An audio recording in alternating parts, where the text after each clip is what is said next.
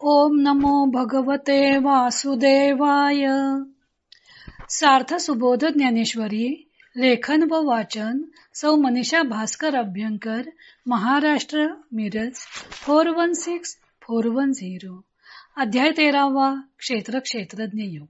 अज्ञान लक्षण भाग 6. आत्मविनिग्रहाचा अभाव. ओव्या आहेत 692 ते 701. ज्ञानदेव आता अज्ञानी मनुष्याच्या ठिकाणी आत्मविनिग्रहाचा अभाव असतो ते स्पष्ट करून सांगत आहेत. आणि पैगा धनुर्धरा, जयाची या अंतरा, नाही बोढा वारा संयमाचा. आणि अर्जुना, ज्याच्या मनाला निग्रहाचा धरबंध नाही, लेंडिये आला लोंढा, न मनी वाळू वेचा वरवंड, तैसा निषेधाची या तोंडा, बिहे नाजो.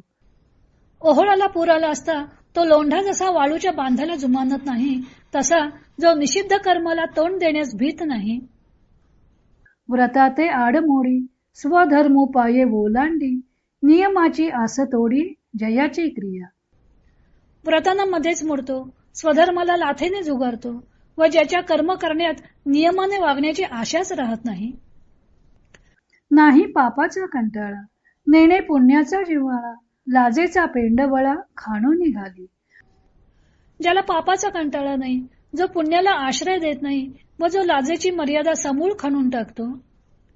कुळेसी जो पाठ मोरा, वेदाज्ञेसी दुरा, कृत्याकृत्य व्यापारा निवाडू नेणे. जो आपल्या कुळातील आचार मानत नाही, जो वेदाची आज्ञा एकीकडे ठेवतो व करण्यास योग्य कर्म कोणते व न करण्यास योग्य कर्म कोणते यातील निवड जो जाणत नाही. वसू जैसा मोकाटू, वारा जैसा अफाटू, फुटला जैसा पाटू, निरंजनी. सोडलेला पोळ जसा पाहिजे तिकडे मोकळा हिंडत असतो, किंवा वारा जसा अफाट म्हणजे पाहिजे तिकडे वाहत असतो, अथवा अरण्यात पाण्याचा फुटलेला पाट जसा पाहिजे तिकडे वाहत असतो. आंधळे हातीरू मातले, का डोंगरी जैसे पेटले, तैसे विषयी सुटले चित्त जयाचे. आंधळा हाती माजला असता तो जसा वाटेल तिकडे हिंडतो, अथवा डोंगरावर पेटलेला वणवा जसा वाटेल तिकडे चेतत जातो, त्याप्रमाणे ज्याचे चित्त विषयाच्या ठिकाणी वाटेल तिकडे भटकत असते. पै उभधाडा काय न पडे, मोकाटू कोणा नातुडे, ग्रामद्वारीचे आडे नोलांडी कोण. पण उघड्यावर काय काय पडत नाही, मोकळे सुटलेले जनावर कोणाला बरं सापडत नाही, गावाच्या वेशीचा उमरा कोण ओलांडत नाही. जैसे सत्री अन्न झाले, की सामान्य भीक आले, वानसियेचे उभले कोण न रिगे. ज्याप्रमाणे सत्रातील अन्न असते म्हणजे ते वाटेल त्याला मिळते, किंवा सामान्य मनुष्यास एखादा अधिकार प्राप्त झाला असता तो काय करणार नाही, अथवा वेश्येच्या उमऱ्याचे आत कोण प्रवेश करणार नाही. तैसे जयाचे अंतःकरण, तयाच्या ठाई संपूर्ण, अज्ञानाची जाण वृद्धी आहे. त्याचप्रमाणे ज्याचे अंतःकरण असते म्हणजे वरील उदाहरणाप्रमाणे जे बऱ्या वाईट कल्पनांनी व्यापले जाते, त्या पुरुषाच्या ठिकाणी अज्ञानाची पूर्ण भरभराट आहे. भगवंतांनी आत्मविनिग्रह हे ज्ञानी मनुष्याचं एक लक्षण सांगितलं होतं. आत्मविनिग्रह म्हणजे इंद्रियांना विषयांपासून आवरून धरून आत्मस्वरूपी स्थिर करणं. याच्या उलट अज्ञानी मनुष्य निग्रही नसतो. मनात जरी त्यांना किती ठरवलं की वाईट काम करायचं नाही, तरीही त्याचा निश्चय फार काळ टिकत नाही. तो केलेली व्रते मोडतो, स्वधर्म लाथेने झुगारून देतो. नियम हा शब्दच त्याच्या शब्दकोशात नसतो.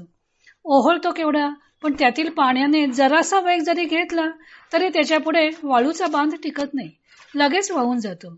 त्याप्रमाणे त्याचा अगदी थोडासा निश्चय सुद्धा फार काळ टिकत नाही. पाप, पुण्य, लाज हे शब्दच जणू त्याला माहीत नसतात. कुळाचे आचार पाळत नाही की वेदांची आज्ञा मानत नाही.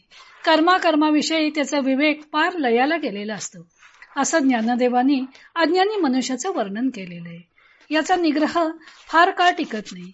विषय सेवनाच्या बाबतीत हा मोकाट सुटलेला असतो.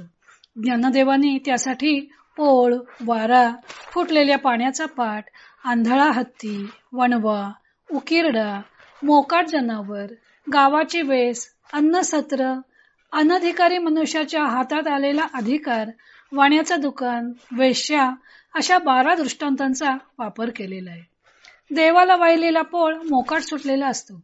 देवाला वाहिलेला असल्यामुळं त्याला कोणी नियंत्रणात आणण्याचा प्रयत्नही करत नाही. वाहणाऱ्या वाऱ्यावर नियंत्रण मिळवणं शक्यच नसतं. किंवा बांधलेला पाट जर फुटला तर त्यातील पाणी दशा दिशांना वाहून जातं.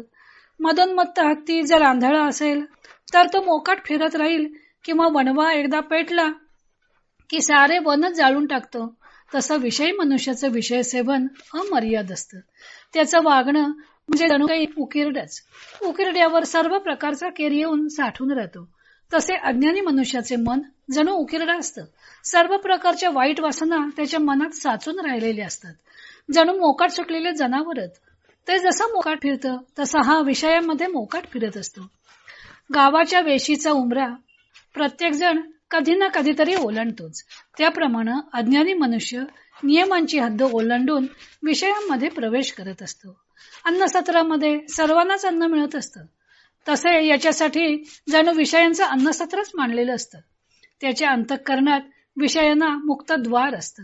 एखाद्या सामान्य अनधिकारी मनुष्याच्या हातात अधिकार आला तर तो त्या अधिकाराचा वापर विवेकानं करत नाही. आपल्या अधिकाराच्या बळावर स्वैर वागू लागतो. तसा आपल्याला मनुष्य जन्म मिळालेला आहे म्हणजे जणू काही विषय वासनेचा अधिकार प्राप्त झाला आहे असं त्याला वाटत असतं. जणू काही वाण्याचं दुकानच. त्याच्या दुकानात कोणीही यावं व आपल्याला हवा असलेला माल खरेदी करावा.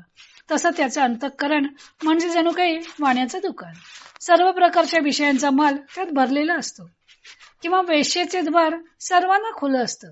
तसे सर्व विषयांना त्याचं अंतःकरण खुलं असतं. या सर्व दृष्टांतामधून ज्ञानदेवाने विषयी मनुष्याचे मोकाटपणे वागणं स्पष्ट केलेले आहे. पुढे अज्ञानी मनुष्य विषयी कसा असतो ते ज्ञानदेव आणखीही काही उदाहरणे देऊन वर्णन करून सांगतात. तो भाग आपण उद्या पाहू.